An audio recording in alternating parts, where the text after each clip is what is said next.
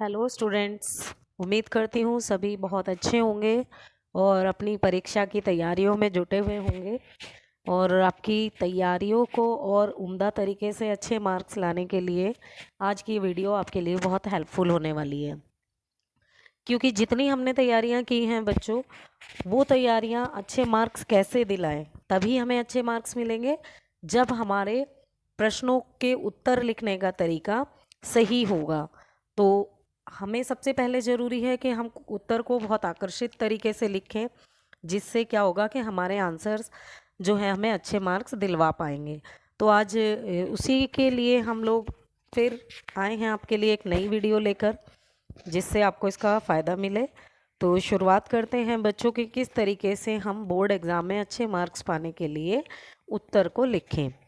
तो पहले सबसे पहले हमारे सामने क्या आता है कि एक आंसर शीट हमें मिलती है बच्चों, और उसका पहला पेज हमें बहुत सावधानी से भरने की आवश्यकता होती है। क्योंकि ये जो पहला पेज होता है बच्चों, इसमें हमें जो एंट्री फिल करनी है वो एक एक एंट्री को बहुत ध्यानपूर्वक से भरना है। और इसमें ये ध्यान देना बहुत ज़रूरी है कि जो जितनी भी एंट्री हमने भरी हैं वो हमारे एडमिट कार्ड के अकॉर्डिंग सही होनी चाहिए। तो सबसे पहले क्या है कि सबसे पहले हम अपना सब्जेक्ट एडमिट कार्ड से चेक कर करके सारी एंट्रीज़ को हम फिल करेंगे।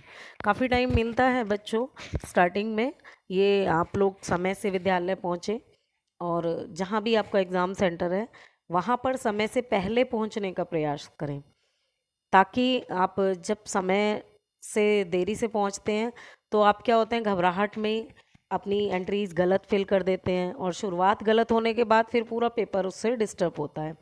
तो सबसे पहला कार्य तो यही करना है कि परीक्षा का जो भी स्थान है आपका वहाँ पर समय से पहुँचा जाए। फिर ये जो आंसर शीट बच्चों आपको मिलेगी, इसमें सबसे पहले हमें सब्जेक्ट जो फिल करना है वो सब्जेक्ट बहुत केयरफुली भरेंगे। उसके बाद यहाँ पर दिया गया है जो सब्जेक्ट का कोड है वो एडमिट कार्ड में गिवन होगा, उसको देख के फिल करेंगे।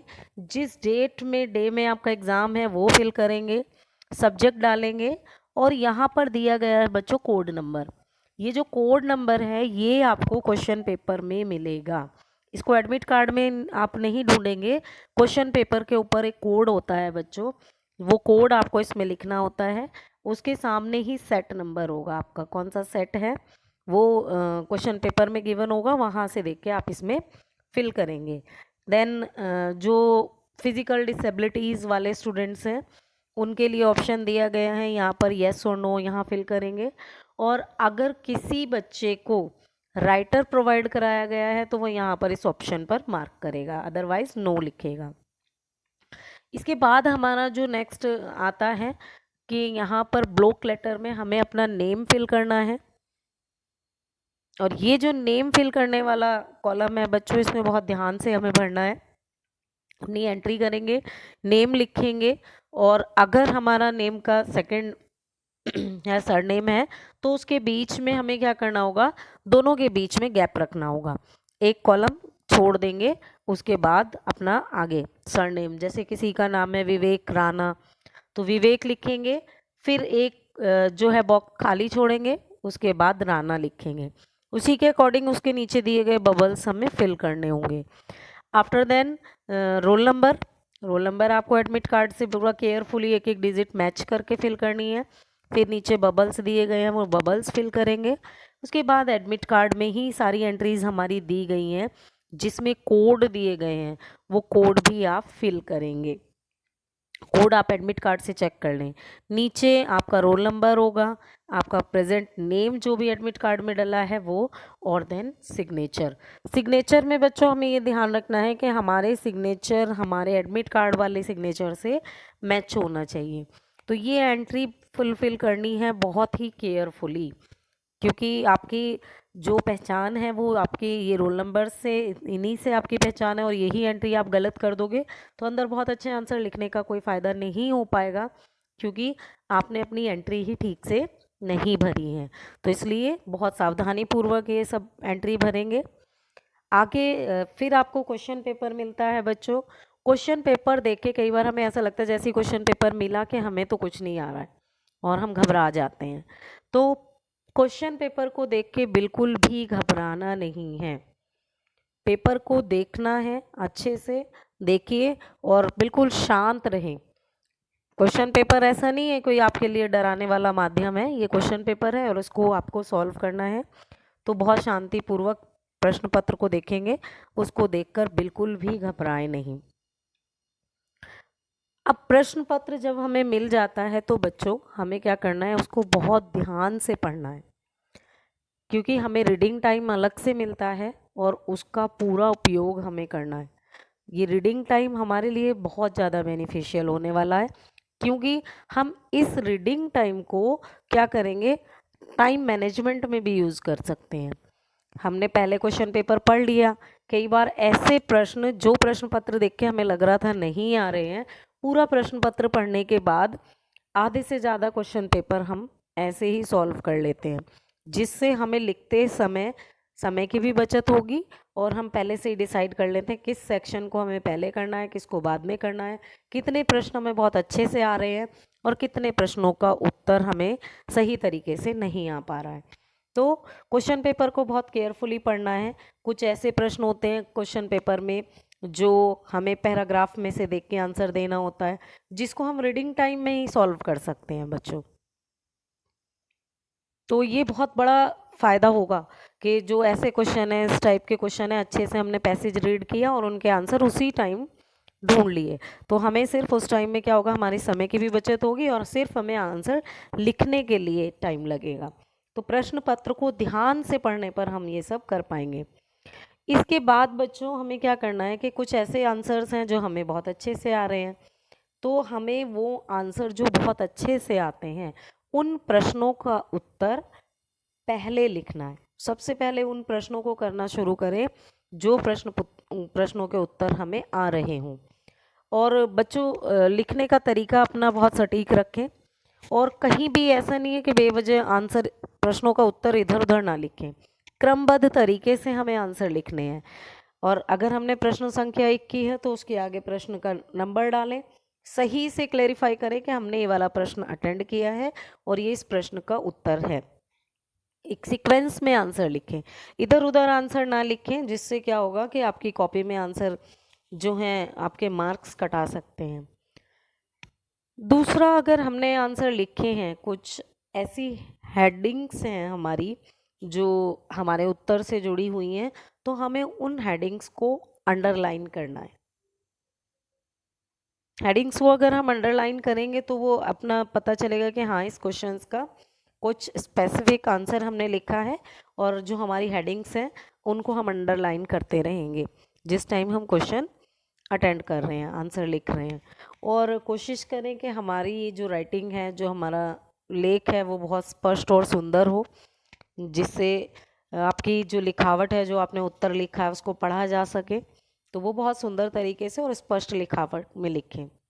एक और बात होती है बच्चों, हमें कोई आंसर आ रहा है और मतलब हमने लिख दिया उत्तर, फिर हमें याद आया कि नहीं, इसका ये आंसर गलत है, तो हम दोबारा से लिखें, तो हम उसमें कटिंग करते हैं।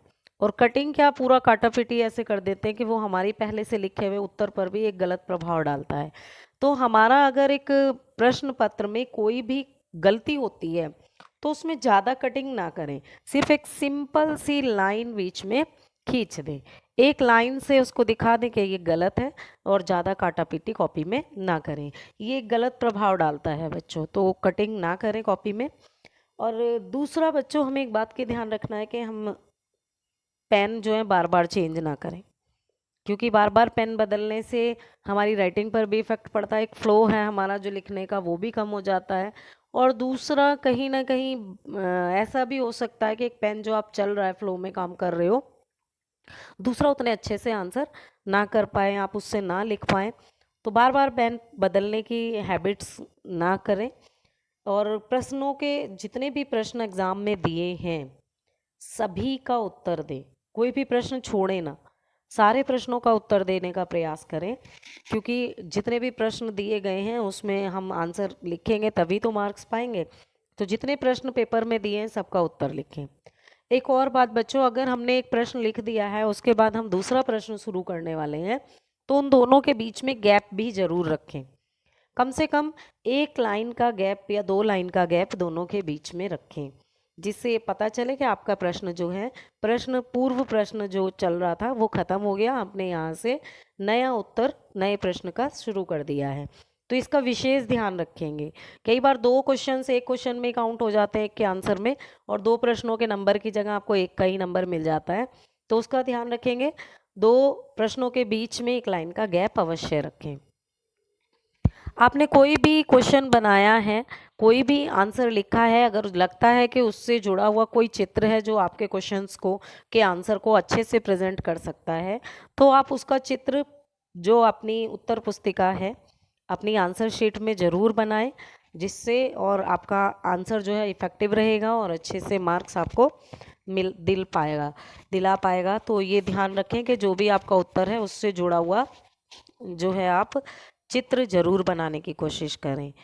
मैप, आप कुछ ऐसे सब्जेक्ट्स हैं जिसमें आपके मैप बेस्ड क्वेश्चंस आते हैं, मैप में आप सॉल्व करते हो, तो मैप को आप अपनी जो कॉपी है उसमें बहुत अच्छे से बांधें बच्चों।